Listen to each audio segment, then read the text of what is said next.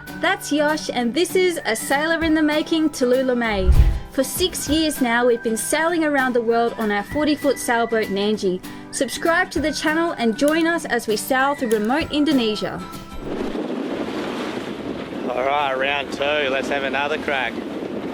So we left a bit earlier this morning. Got up at 4 and the sky was really clear. There was lots of stars. So like, let's get it.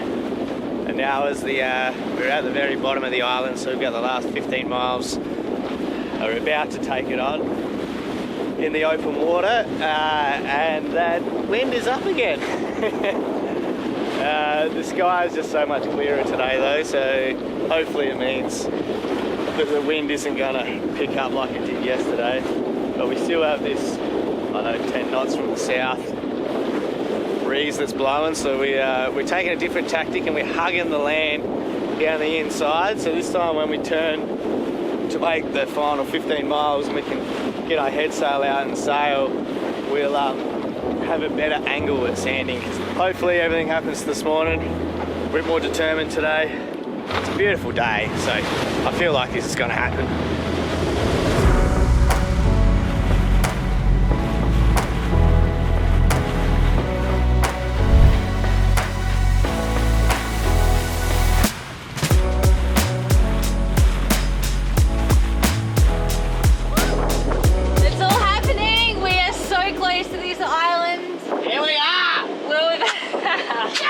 We're basically here, yeah. How long have we wanted to come here? So long. This is like a dream come true being here, so we can't wait to go and explore. Woo! We did it! Sanding! We got a whole atoll to ourselves. This is gonna be epic! Oh man, look how close we are!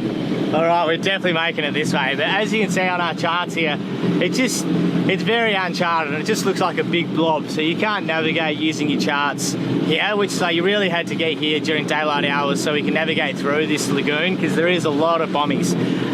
We know that because we use satellite images, so we're using satellite images with an overlay of our position, so we'll use that to navigate our way in through the entrance through the reef. I've been staring at the charts and satellite images of this place for a couple of years now, and finally we have made it here. So this is a massive deal for us. I feel once we've been here, it's just a massive tick off of what I've wanted to do on Nandji.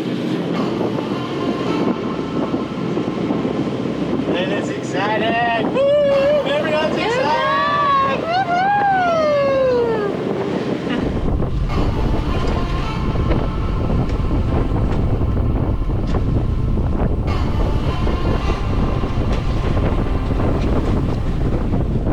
This place looks absolutely incredible. You know, when the turquoise water is shallow and it just turns to this brilliant bright blue color, there's patches of that around, patches of reef around.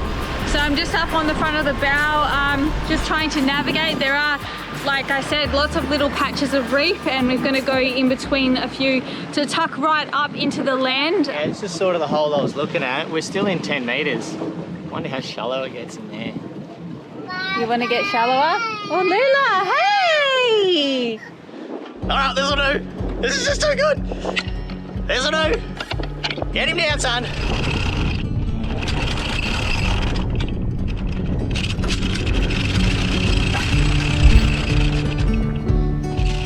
Come in from the darkness, don't let it stay too long. Let go of ego, it's harder to feel alone. That's one reason why I don't really like travelling long distances with the tender on the davits. We do tie it off really well, and it does not like it shakes around or anything, but it's still going to shake to a degree, I guess, when you are bashing around. But it's just a lot of extra force on something, on a weight that's hanging. And you can see that that shackle has broken. I'm not sure when it happened, but I picked it up as we were leaving, about to get offshore as I did my little checks around the boat. And so yeah, I just had to tie a little safety thing on, because there's no way we could have dropped the tender and then lifted it up on the bow out at sea. Just impossible. But yeah, that's one reason why I don't like doing it. It was just me taking a shortcut, and that's what happens when you take shortcuts. Lucky I caught it. No shortcuts.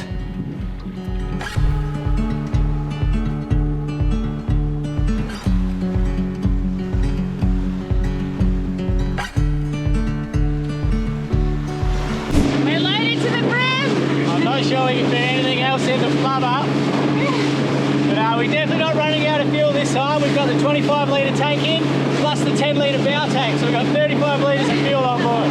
Where should we go? Should we go back to the islands? Yeah. This is so sick. Let the adventures begin. Hello, Sandy! Woo! Good night. We are in paradise. Guys, have you seen water like this? Like, the water is insane. Now we're talking.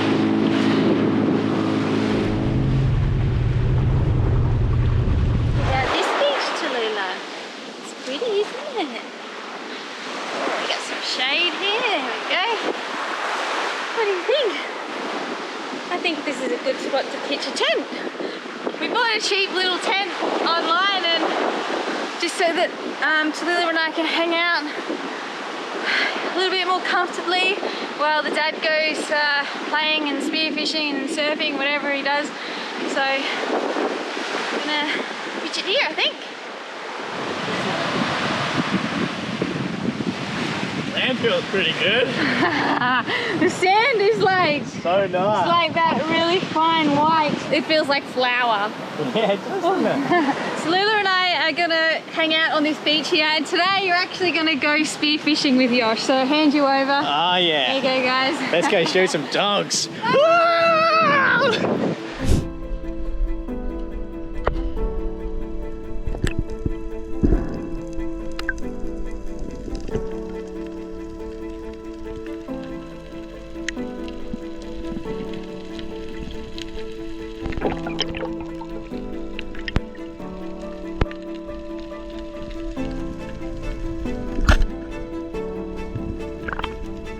Yeah, heading down.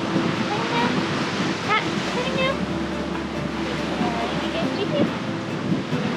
Pat him on the back.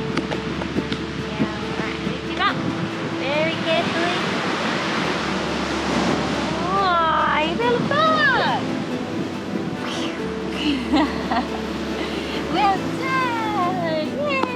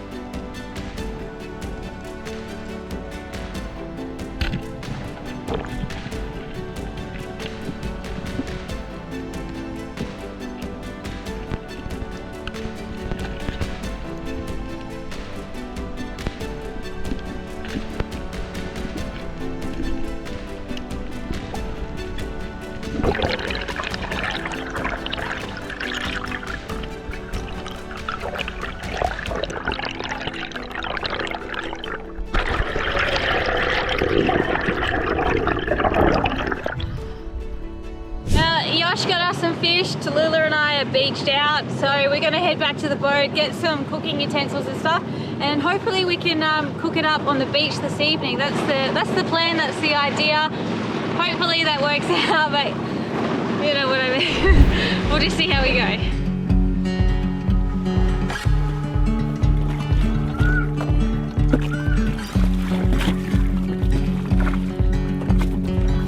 There's today's trout. Oh, pretty happy with shooting the coral trout. It's been a long time since we've eaten coral trout. We used to eat them a lot in Australia, but since leaving Australia, they're actually pretty rare to find, like, especially real big ones like that. And in Indonesia, we haven't found any sort of coral trout for a long time. So pretty happy to find him. I was actually out there chasing dogtooth tuna. I had all sorts of a kerfuffle, bit of a standard situation. Had a little gun and a big gun. Dive down and shoot one fish, see this fish, try to shoot a different fish, then a big dogtooth tuna comes in because of the sound of the gun, try to swap over guns, doggy's gone, swap back guns, and we shot the trout. So at least we have some fish and we have some dinner. I'll just leave it in the tender. We're just going to load up now and we'll go to the beach, clean it up, and I don't know, maybe we'll cook it in the fire.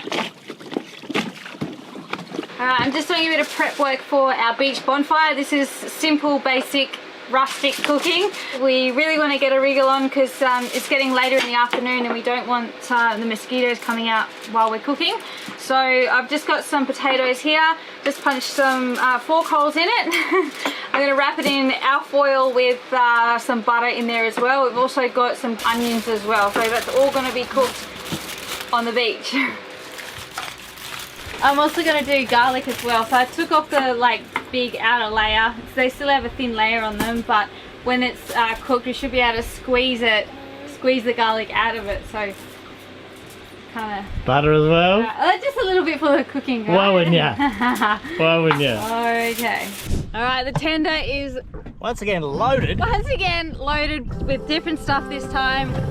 I've been sailing for many years, tried to find you and face my fears. Yes, I've been dreaming far away for that sunrise by the bay, but by the sea I'm alright. Coconut husk. Coconut husk. There's massive march flies or horse flies, whatever they are. They're just everywhere and you're constantly smacking and killing them. So we've got to get this fire going, try to scare away the bugs.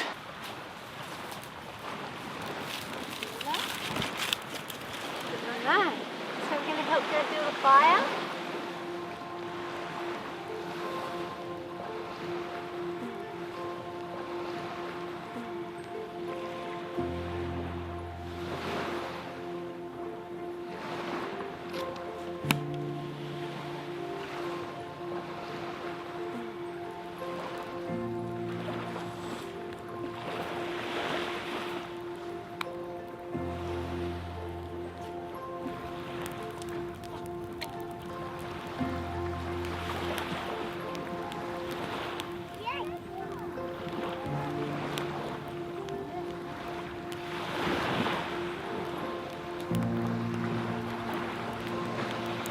So we're going to try something a bit new tonight.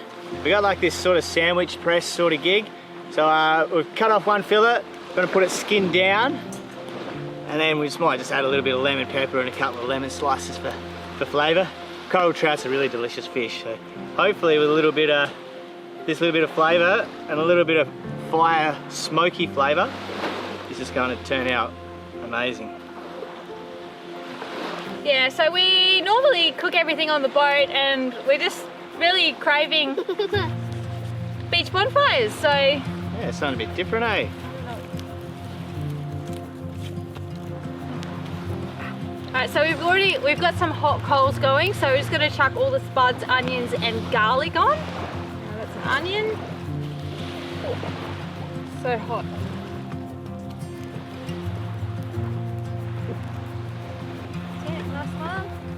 Lila's loving that lemon. I know. I used to eat lemons as a kid. Anyone else used to eat lemons? I used to love them.